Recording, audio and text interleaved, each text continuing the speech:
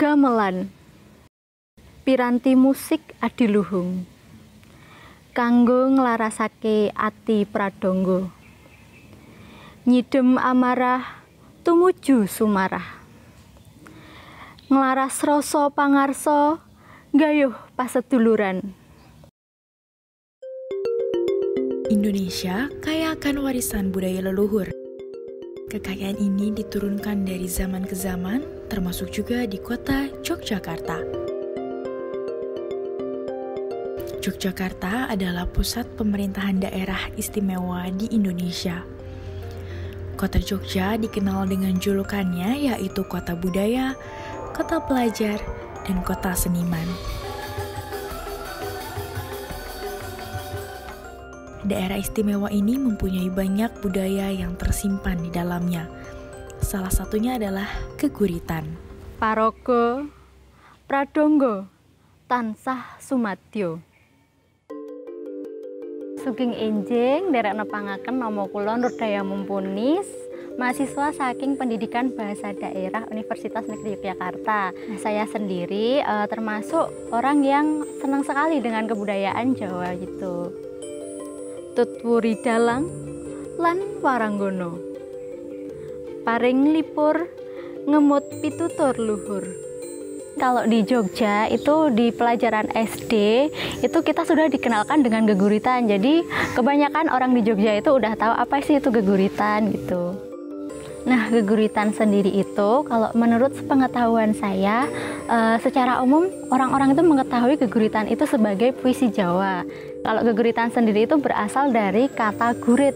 Gurit itu kalau dalam bahasa Jawa berarti tulisan atau kidung, yang berarti kidung itu bisa diartikan juga sebagai lelagu. Biasanya orang yang membuat geguritan itu mereka mencurahkan isi hati mereka dan ditulis menjadi sebuah tulisan dan dibacakan dengan bahasa yang indah dan kata-kata yang indah. Puisi Jawa atau geguritan mempunyai sejarah yang cukup panjang. Geguritan adalah sebutan untuk puisi Jawa modern. Sebelum disebut geguritan, puisi Jawa lama berbentuk tembang mocopat.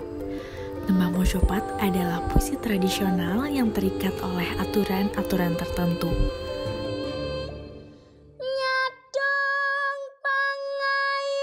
Geguritan adalah perkembangan dari salah satu jenis sastra, yaitu sastra Jawa, yaitu ada mocopat.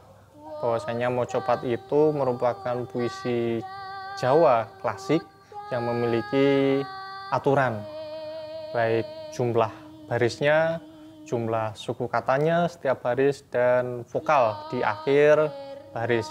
Nah, pada perkembangannya dari mocopat berkembang menjadi geguritan, di mana geguritan tidak lagi menggunakan atau mengiyakan aturan-aturan yang digunakan dalam mocopat. Jadi mau berapa baris itu bebas, suku kata yang digunakan di setiap baris bebas, dan begitu juga di akhir baris jatuhnya suara itu bebas, a, i, u, e, o-nya bebas. Mi pulih ayem. Esensi dari mocopat, baik mocopat atau geguritan, ini sama.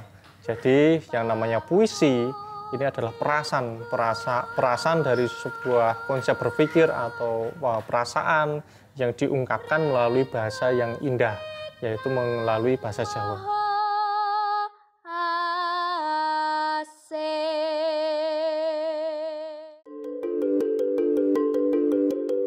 Dalam geguritan yang diciptakan oleh pengarang akan ditemukan bahasa-bahasa indah. Bahasa indah ini menjadi salah satu daya tarik pembaca untuk menikmati sebuah karya sastra. Jadi gaya bahasa yang dimaksud untuk menulis geguritan itu seperti pemilihan kata. Jadi untuk menulis geguritan itu supaya dilihat indah, didengar indah itu kita harus memilih kata. Misalnya kalau bahasa Jawanya matahari itu kan srengenge. Tapi kalau kita nulis puisi pakai srengenge itu kan kayak aneh gitu. Jadi bisa diambil kata suryo. Suryo itu artinya juga srengenge. Cuman kalau pakai srengenge atau suryo itu kan lebih bagus pakai yang suryo gitu. Gamelan Gamelan piranti musik adiluhung kanggo nglarasake ati pradonga. Nyidem amarah tumuju sumarah. Nglaras rasa pangarsa gayuh paseduluran. Ngudi bondo donya lan swarga.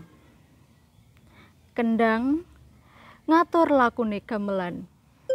Dari keguritan yang saya baca ini tadi itu menceritakan tentang gamelan. Gamelan itu adalah salah satu alat musik Jawa yang dapat dipetik dari sebuah gamelan itu. Dalam hidup itu harus selalu bersatu, harus harmonis, jangan sampai berjalan sendiri-sendiri, karena kan kita di dunia ini hidupnya bareng-bareng ya, jadi manusia yang sosial, nggak bisa kita hidup sendiri.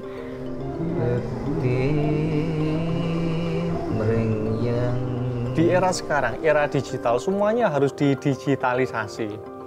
Dulu geguritan atau mocopat, sebelum geguritan itu ditulis dalam kertas daluang, ditulis di atas kertas Eropa. Nah, di era yang sangat milenial ini, semuanya harus didigitalkan. Kalau nggak didigitalkan ya bisa dilupakan oleh zaman.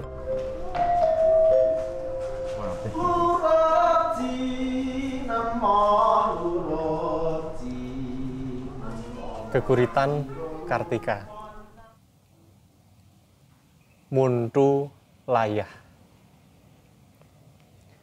Ngendikanipun simbah ojo lali barang wah. Kang aran muntu layah. Senadan to saka watu lan lemah. Dadi barang kang aji tumrap olah-olah. Untuk anak milenial tentunya ini penting sekali untuk belajar geguritan. Karena apa? Belajar geguritan itu belajar tentang sopan santun. Nah, yang kedua belajar untuk jujur. Nah, terus yang ketiga belajar tentang budaya. Kita harus bisa melestarikan itu supaya tetap dikenal oleh banyak orang, tetap lestari, tetap kita punya jati diri dari kebudayaan lokal kita. Jadi ayo kita coba untuk belajar geguritan, dan belajar geguritan dan mencoba menulis geguritan itu mudah.